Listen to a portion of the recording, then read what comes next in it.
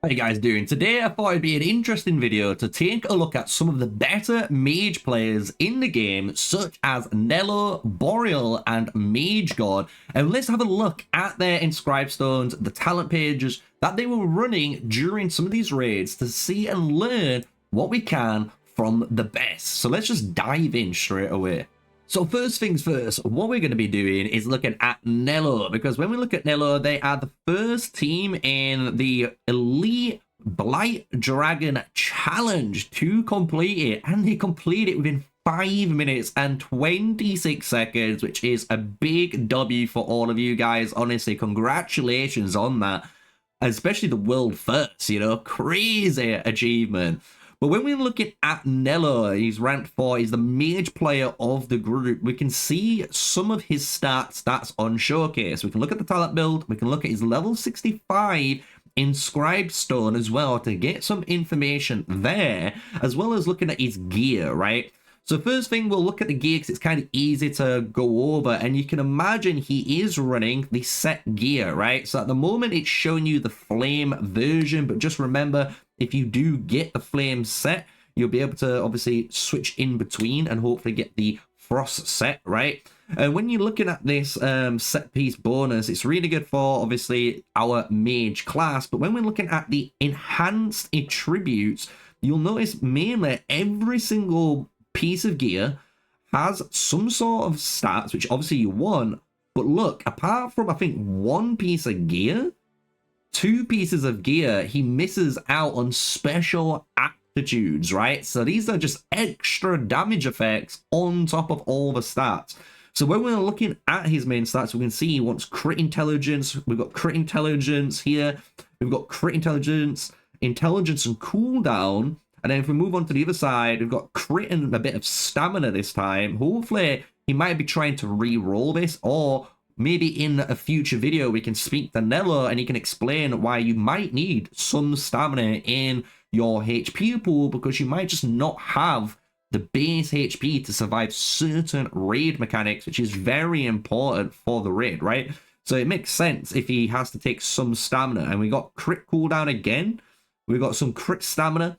We've got intelligence and a bit of focus now, stamina and hit, and we've seen hit being used for the first time, and then stamina and hit again to finish off. And when we're looking at his weapon, he has a crit stamina, a crit damage staff with the extra rare attribute of crit damage plus 6%, which is crazy to see, as well as the set bonus to finish it off of the crit damage plus 3. And you can see kind of that as a nice little overall here. So you've got an 8-piece set bonus, he's got the 2-piece crit damage set bonus, so we can kind of see what he's looking for.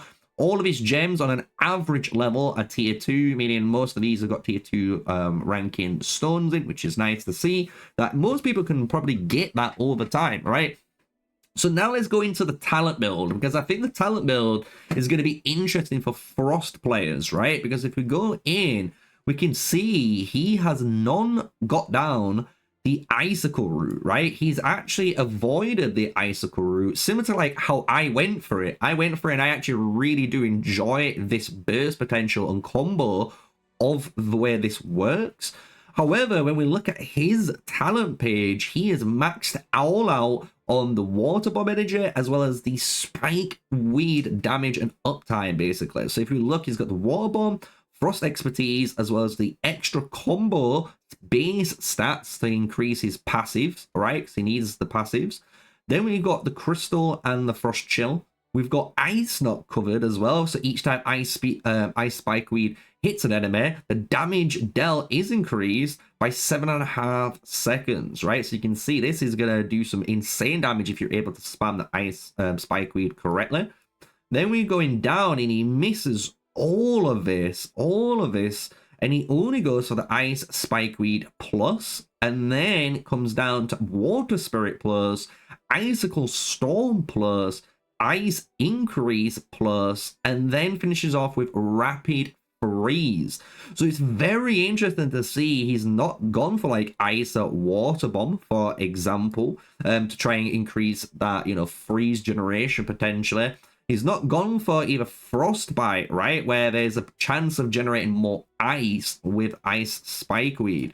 But when we can see on the sides here, he does have the levels on all of these unlocked, meaning you can imagine if we could deep dive in, he must have a decent high amount of the percentage. You can see times 30 there, times 400%, as well as the 1.25 second increase. Because if we bring up my character, right, you can see what we're running. And if we bring up our skills and our frost build, if we just enable it, when we look at here, you can see I'm only about to hit my combo, right? Which is obviously something that I need to hit. Then as well, the Omni, right? I need to grow my Omni as well as my cooldown. So it's interesting to see what he's got, because he's already got 4 seconds, right, on here. So if we minus this and we look, we can see he has times 30, right? So he basically has the same. I think he must have at least a 4-second cooldown going to 6 seconds. We'll have to ask him. This is where things are getting very interesting. As you can imagine, me probing around. I thought you guys would enjoy me just kind of free talking and, you know, dissecting a different player that's clearly obviously higher up in the rankings, play this game a lot more and understands a lot more of the mage class. Me and you and the viewer, right, can get to grips of what is going on. So if we come out of here and then go into the inscribe stone, this is another little power to tell, right? Because you can see as well the way he's gone. So he's gone on the outer rim, similar to how I've done. He might have gone up and around, but then he's gone for the combo. You need the combo, as you can imagine. He's gone up and hit this core. He's gone all the way around. Basically, what it appears to me is he's been able to go around and grab every single stone that's not stamina, and he's kind of missed some main attribute ones on purpose too. And in order to get this core completely maxed out, and he's working on, I think it looks like this core next, which is interesting. When we're looking at his emblem he's using, he's got Shatter to combo rate increase. We've got Intertwined Fates. We've got Invasion, so each time that combo lands, you get extra damage output. We've got High Energy Potion, and then he's running Crush, which is interesting. This is something as well. In the comments section, I do read your comments, so if you are watching this video, I have heard you, and someone in the comments said the same thing, where they said, why not put Crush on instead of its Tribal Ode, which is going to allow you to get more crit potential, and it's actually just giving you way more damage output than Tribal Ode. And I can actually understand that now when someone brings that to my attention, and even Nello is doing the same thing. So I might have to adopt this too and update my mage emblems and put Crush as them, because clearly it's needed in here, right? The Shatter, the Invasion, and the Crush clearly needs to be there, and I think Intertwined Fates is just so good for late game content. And then it's High Energy Potion, right? So maybe there might be a better one for High Energy Potion, who knows? But I think it's just a really good emblem that you can have at all times, right? So we can see his actual attribute bonuses here, all the things you're able to gain from his level 65 stone. So that's all the stats if you were wondering. And yeah, that was Nello. So if you want me to dissect more, if Nello you're watching and you would love to reach out and we can talk more about your build, what you need, and give players more of a advanced guide on mages, I'd love to hear that, right? Now, though, what we're going to do is go into the Spider Queen Elite Challenge, because here we can see multiple players that have completed this, including Spid's team, so a big shout out to the man. We've got Mage God here on rank 13, and we've got Boreal, right, on rank 18. And a lot of players I always see, what is Boreal's build? What's Boreal's build? The thing is, when we click on Boreal's build, at the moment, it is only showing the flame one, right? And I've been trying to work out how I can switch this to see his frost talents. It won't allow me, but we can still look at his level 61 stone, and we can have a look at his flame talent page, because honestly, guys, he is running the exact same stuff as the other guy basically is running. We've got, you know, instead you can see the frost It's weird. Now we can see the frost set, what the frost set does, and that's why we can see why Nello is running it, right? And why you need it as a mage player. But let's look into his talent page, right? Because we're running the flame talent page here, and he's got 3 points in rapid explosion with 3 and 2 to get them extra charges on that searing sting. So I really like that. He puts 2 points into the crit rate increase. So maybe he's using this Flame Master to try and hit the thresholds needed, right, on those passives that you need for the mage. So that's really interesting to see if he's doing that, and it only needs 2 points. And now we're going down. He's got 3 points into Blazing Orb, 2 points into Afterheat, and he does go through the Sky Fire tree. So he's going 1, 3, 2, and 3, maxing it all out to get the complete burn, right? Now he's going 2 points into Recharge the Jewel, 2 points into the Precise Blast, and then 2 points into Flame Rush and Flame Boost, right? Because this is honestly one of the best things you can honestly take, I think, as a mage player. So that's interesting. He has avoided, though, unstable explosive. So again, I would love to hear his reason why he's not running this for the increased attack percentage that you get, because it goes up quite high when you get it, and it's a quite nice steroid, right? Maybe because it's technically at the end of the combo, and because it's at the end of the combo, you've got no cooldowns, it makes no sense to have that extra damage. I can understand that if that's the reasoning. So this is what I mean. It's really interesting to break down these other players as a mage guy, as myself, as I've been playing at the moment for you, the viewers, right? What we're able to learn from here. So if we come out of his flame build, we're going to go into the inscribed stone. And it looks like he's running something similar. However, he has the tribal Odin this time. So this time we've got Shatter, we've got High Energy Potion, we've got Overload, then we've got Intertwined Fates, and then Tribal Ode. So he is increasing his main attribute and stamina, and granting this to nearby teammates as a 50% bonus, which is an aura effect to help everyone out. So that's interesting. He is taking this compared to some that other players are not, right?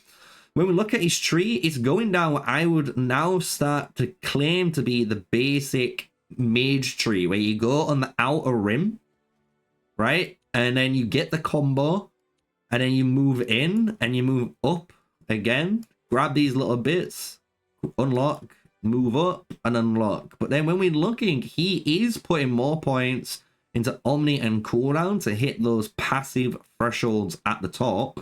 He's also maxed out, as we can see, all of the crit, apart from one, which I'm guessing is his next task to do. So he's probably going to max this one out. And also, when we look at, you know, his bottom end, he actually does max out these 3, allowing him to have this 3 out of 3 also, right? So that's very interesting that he's gone for that, maxing out the crit and ignoring the 2 focus. So again, very interesting to learn how some players are approaching their inscribed store when it comes to what do you want? Do you really need the core 3? If you do, this is a really good way of unlocking it, right? If you don't, and you're actually going for more stats, you can see he's going for the cooldown even down here, because he has the upper right and upper left 50% extra, which is really nice to see on both of them, so they're getting even more value. I can imagine he wants to get the same on this one. If he could get it on these 2, would be really nice. Same with this. You see how he's got it on the top right and the top left. That's really amazing to see that he actually has some great emblems that are enhancing even further those key passive effects that you need, right? And what I mean by passive effects, guys, again, just to bring it up, is the, you know, the talents. When we're hitting these thresholds, we need to get combo 50%. We go down here, we need to get Omnet, we need to get cooldown. So you can see, like, depending on what build you're running, why it's so important to hit, you know, these cooldown thresholds, because I don't have the cooldown threshold, as you can see, on this Frost build that I'm running with these current stones, but I do have the Omnet, right? And I have the crit almost. So you can see how it's interesting to see how players, right, are using this inscribed stone to fulfill the niches that you need for those passives to hit the maximum damage output for your class. So the last one we're going to go through, just to finish up the video, is going to be Mage God. Mage God is going down the flame and inscribed stone 62. So we're just going to look at another flame build at the moment. It would be nice in the future if, you know, the game of Tarisland allows you to click on here and then switch from flame to frost, so you can see both talent pages that players are running. But when we look at this flame build, it looks like it's running the same, right? 3, 3, 2, 3. He's only got 1 point this time into his flame master, so that must mean he only needs that 1% for the thresholds, and he's being a lot more greedier in his like items. Maybe his gear has a lot more crit involved. As you can see, it looks like he's there's a lot of crit, bro. He's got so much crit, right? So you can definitely see why he's only getting the 1 point, because of the gear he's currently running. But he's doing the same thing. He's got 3, 2. He's going down the Skyfire route. Then we've got 2, 3, 2, and 2. So he's also ignoring unstable explosive. So this is a really interesting and actually eye-opening to me. And what I might do, if you guys want me to, is make a video where I go through this build and maybe somehow I put the 3 points into unstable explosive, and then I take 3 points out of it just to showcase the benefits of their build over this build, right? Which is really, really interesting, again, for mage players.